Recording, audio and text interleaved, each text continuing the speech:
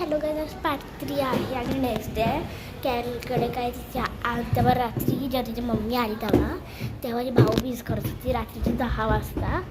Mummy तेव्हा तिच्याकडून गेली थोड्या वेळाने, मग झोपली घरी येऊन.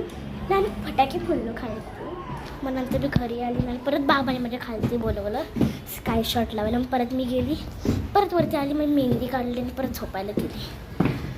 हां, मी 4 वाजता झोपली काल रात्री आणि परत 2 वाजता उठली. आणि लिटरली मी कशी आता ते कोण नाही आहे माझ्यासोबत खेळायला.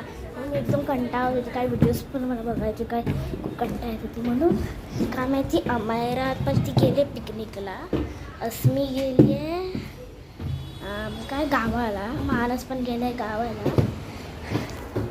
कुठे सगळे कुठे सगळे माझे फ्रेंड जातात कुठे. मला कंटाळा आला इकडे, मला काहीतरी करायचं आहे. एक तर माझी आई पण ऑफिसला गेली, माझा बाबा घरी झोपला आहे. लिटरली खूप कंटाळली आहे. स्केच घातलेली याच्या पण काय कोणतरी आलं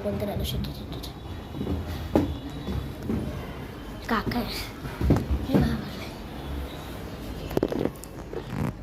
बोलते मला काहीतरी हॉरर बघूया का आपण, काहीतरी हां हॉरर बघूया आपण. आणि मग मी हॉरर बघू, पण काय बघू जसं की अनंत रास्तोगी, हंग्री बर्ड्स, मिट पॅट, काय बघू पण हॉरर पाहिजे. आय डोंट थिंक सो मी अनंत रास्तोगीचं एवढं हॉरर नाही. तो घरी हॅलो घरी मी तुम्हाला हाऊस टूर दिलं.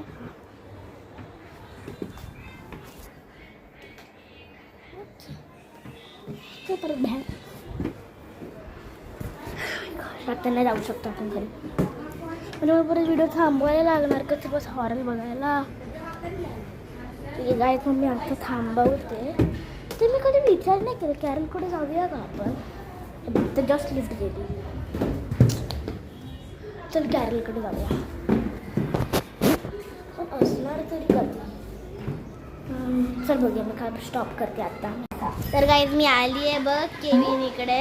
8 वर्षाचा झालाय तो. आणि हे बघा काय बघतोय तो,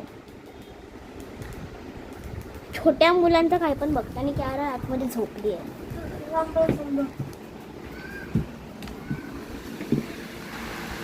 तुम्हाला दिसणार पण नाही ती कशी आहे, काळी आणि काळोखात कसली दिसणार आहे तुम्हाला.